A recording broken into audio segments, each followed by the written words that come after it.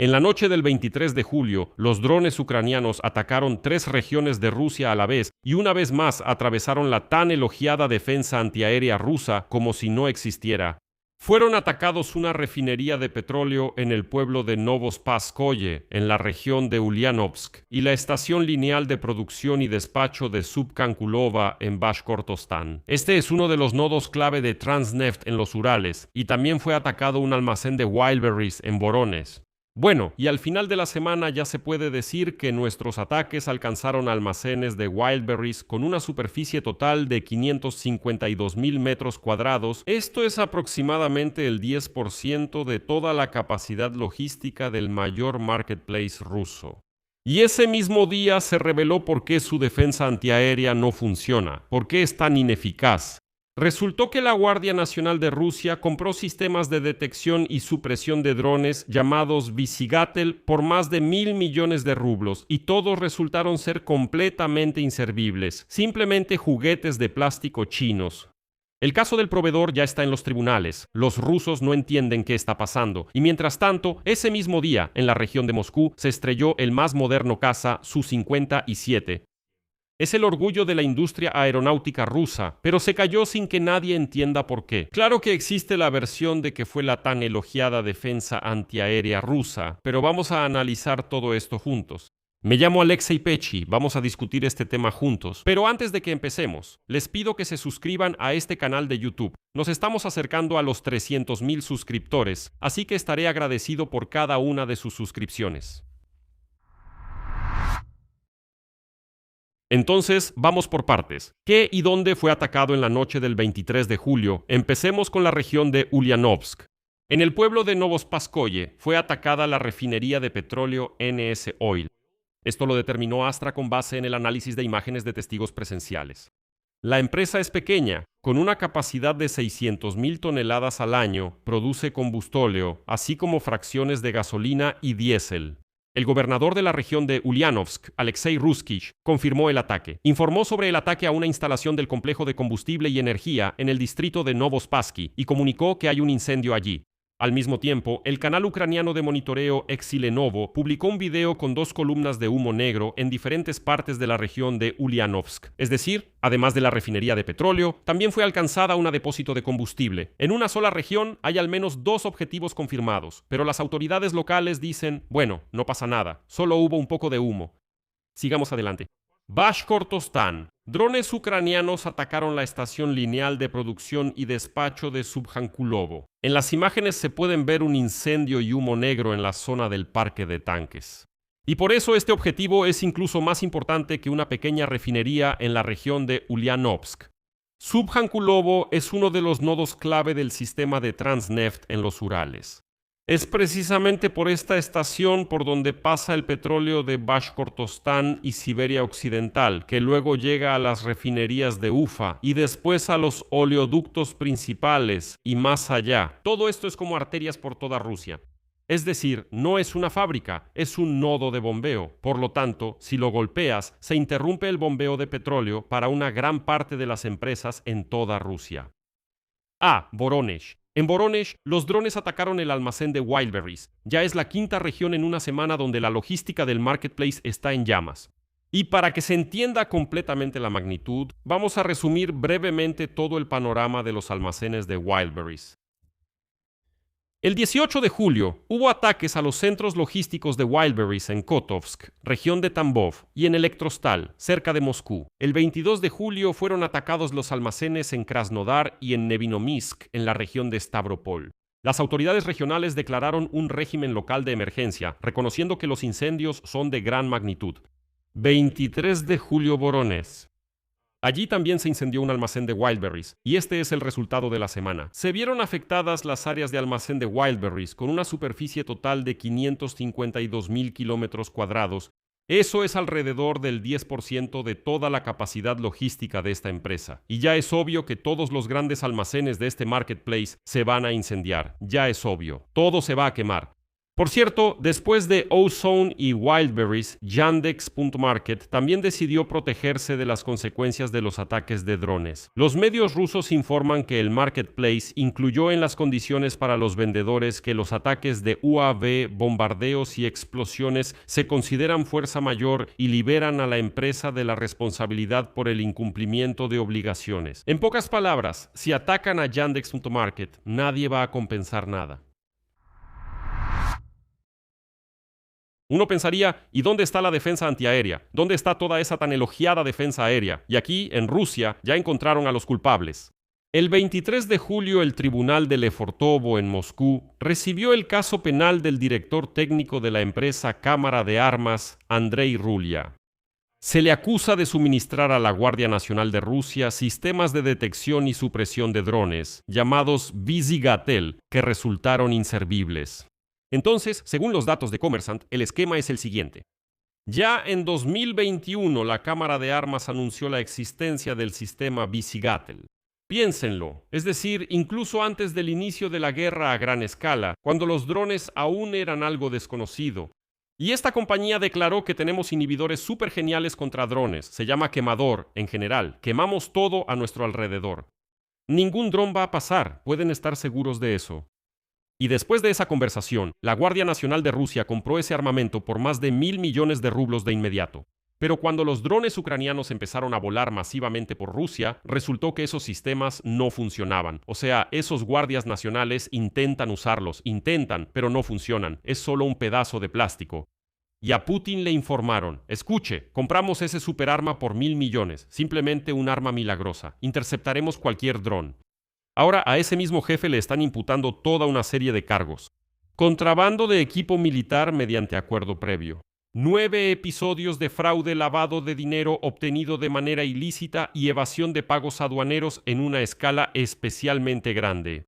Lo arrestaron en agosto de 2024 y al principio solo lo sospechaban de suministrar ilegalmente rifles antidrones desde China. En resumen, este chico astuto compró unas piezas de plástico en China y las trajo a Rusia. Bueno, él sabe cómo hacerlo, conoce a los suyos. Él sabe que sus compatriotas, los rusos, son medio tontos y salvajes. Les puedes mostrar un pedazo de plástico y decirles, esta cosa se llama quemador, es un superarma. Cómprenlo, y los drones ni siquiera los van a atacar. Les recuerdo una vez más, esto es en el año 2021. Estos idiotas realmente creían que en 2026 podrían derribar algún dron. O sea, mientras su propaganda hablaba de algún tipo de escudo impenetrable, la agencia de seguridad gastaba miles de millones de rublos en productos chinos inútiles que simplemente no funcionan. Aquí tienen la respuesta a la pregunta de por qué se incendian los almacenes y las refinerías a miles de kilómetros de la frontera. Y por cierto, estoy seguro de que en los almacenes de Wildberries también se quemó bastante de ese plástico con el que los rusos planeaban protegerse. Esa es toda la potencia de la Federación Rusa. O sea, los rusos les encanta presumir de lo poderosos que son, de que tienen armas sin análogos en el mundo. Se llama quemador. Piénsenlo, quemador. Estoy seguro de que iban por ahí presumiendo, tenemos un arma llamada quemador. Resultó ser simplemente un pedazo de plástico chino que ni siquiera funciona.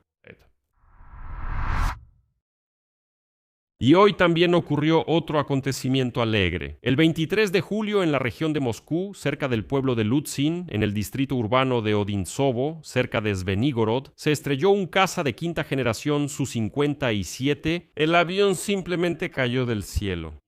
El Su-57 es ese mismo caza ruso de última generación que han estado promocionando durante años como un arma milagrosa, un superavance. ¿Recuerdan que alguna vez Putin contaba que esos F-35 estadounidenses no son realmente de quinta generación, que son como 4, pero el Su-57 no solo es de quinta generación, es 5, es aún más impresionante.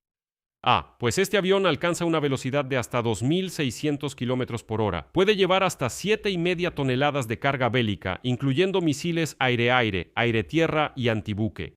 Y según datos del National Interest estadounidense, incluyendo eso, su característica clave es la integración, con drones y la capacidad de lanzar armas hipersónicas. Pero resulta que esta máquina se cae durante un vuelo de entrenamiento común en la región de Moscú sin ninguna participación del enemigo. Y por cierto, los canales de monitoreo ucranianos reaccionaron de inmediato y escribieron, cito, aclaración, el Su-57 sin análogos fue derribado por la defensa aérea de Moscú. Bueno, no me sorprendería si así fue. Y también les recuerdo otra cosa. El Estado Mayor de las Fuerzas Armadas de Ucrania informó que, por ejemplo, en abril de este año, las fuerzas de sistemas no tripulados atacaron con drones varios Su-57 y cazabombarderos Su-34 en el aeródromo de Shagol en la región de Chelyabinsk. Así que esta flota se va reduciendo tanto por nuestros drones como por sí solo, y el Su-57 cada vez más demuestra ser otra costosa fachada vacía. Pero volvamos a nuestros queridos almacenes en llamas por toda Rusia. Los ataques a los almacenes han tenido un efecto secundario que afecta a toda Rusia. Y sobre el hecho de que, después de los ataques a Wildberries, otros dos de los mayores marketplaces, que son Yandex.Market y Ozon, se deslindaron de la responsabilidad por la pérdida de productos en tales ataques. O sea, reescribieron las reglas siguiendo el ejemplo de Wildberries, que lo hizo el 7 de julio 2 semanas antes de los primeros ataques. El sentido es simple. Los vendedores que almacenan sus productos en los almacenes de estas plataformas, ahora, en caso de un ataque con drones, no recibirán nada. Ni compensación, ni seguro, ni siquiera palabras de consuelo o condolencias. Absolutamente nada. Todo el riesgo lo trasladaron a los pequeños negocios. Además, ese mismo día, Vladimir Putin exigió iniciar un ciclo de inversiones en la economía rusa después de que las grandes empresas se quejaran de la falta de dinero. Las grandes empresas rusas le dicen directamente a su presidente que no tienen dinero. Dicen que no saben en absoluto cómo sobrevivir. Putin dice que no le interesa. Busquen dinero donde quieran. Yo estoy librando una guerra y ustedes se quejan de que no tienen suficiente dinero. Es decir, en el contexto de almacenes incendiados, refinerías destruidas, crisis de combustible y fuga de capitales del país, esto parece una continuación lógica. Pero Putin es un individuo que no ha entendido lo que está pasando. Él dice, inicien el ciclo de inversiones en la economía. Y nosotros decimos, carajo, no hay dinero, imbécil. Él responde, no me interesa, inicien el ciclo de inversiones. Y en este informe también abordemos la cuestión de lo que está haciendo la Rusia salvaje. En las últimas semanas, Rusia ha intensificado drásticamente los ataques contra nuestra infraestructura portuaria en el Mar Negro. Como resultado, la empresa danesa Maersk, el mayor transportista marítimo de contenedores del mundo, que opera en más de 130 países, suspendió sus operaciones en Chornomorsk, en la región de Odesa.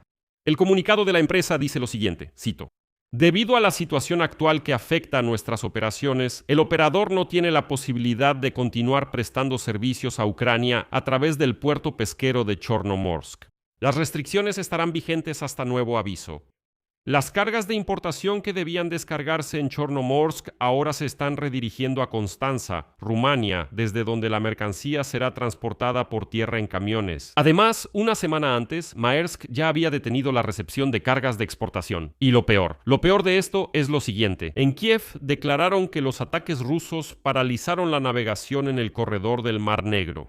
Zelensky, en una conferencia de prensa conjunta con el primer ministro de Irlanda, Michal Martin, lo dijo directamente, cito: ayer, ningún barco pudo entrar a nuestros puertos. Lamentablemente, esto es un golpe para nuestra exportación de grano y en general para todo el comercio marítimo. Por eso, la cuestión de proteger los puertos y el cielo sobre la región de Odesa es ahora crítica. Por eso, Zelensky está buscando acelerar la producción de misiles para los sistemas Patriot. En resumen, nuestros drones llegaron durante la noche hasta la región de Ulyanovsk y Bashkortostán. Allí incendiaron una refinería de petróleo, un depósito de combustible y atacaron un nodo de Transneft, por donde pasa el petróleo de Siberia Occidental hacia las plantas de Ufa. Además, un almacén de Wildberries en Voronezh. En total, durante la semana se han destruido 552,000 metros cuadrados de áreas de almacenamiento de Marketplace. Eso es una décima parte de toda su logística. Su defensa antiaérea no funciona en este momento por una razón muy simple. Resulta que los complejos Visigatel, comprados por la Guardia Nacional de Rusia por más de 1.000 millones de rublos, resultaron ser inservibles, y el proveedor fue llevado a juicio por 10 casos de fraude. El más nuevo Su-57 se estrelló solo, sin ninguna ayuda ucraniana, durante un vuelo de entrenamiento sobre Svenigorod. Al mismo tiempo, los marketplaces Yandex.Market y Ozon se apresuran a deslindarse de la responsabilidad por los productos quemados, y las grandes empresas se quejan con Putin de que no tienen dinero. Y Putin, en respuesta, de todos modos les exige fondos para continuar la guerra. Y al final diré por qué hay que golpear a Rusia aún más fuerte, mucho más fuerte. Porque hay que recordar lo que hacen estos salvajes. Rusia ataca los puertos ucranianos. Maersk se fue de Chernomorsk y ayer no entró ningún barco a nuestros puertos. El corredor marítimo en el Mar Negro, lamentablemente, está paralizado. Y esa es una pérdida real que hay que recuperar. Por eso, todos deben golpear a esos rusos salvajes y descarados. Todos los días hay que golpearlos con más fuerza. Para que esos salvajes finalmente entiendan con quién están tratando. Para que esos salvajes ni siquiera se atrevan a mirar hacia Ucrania.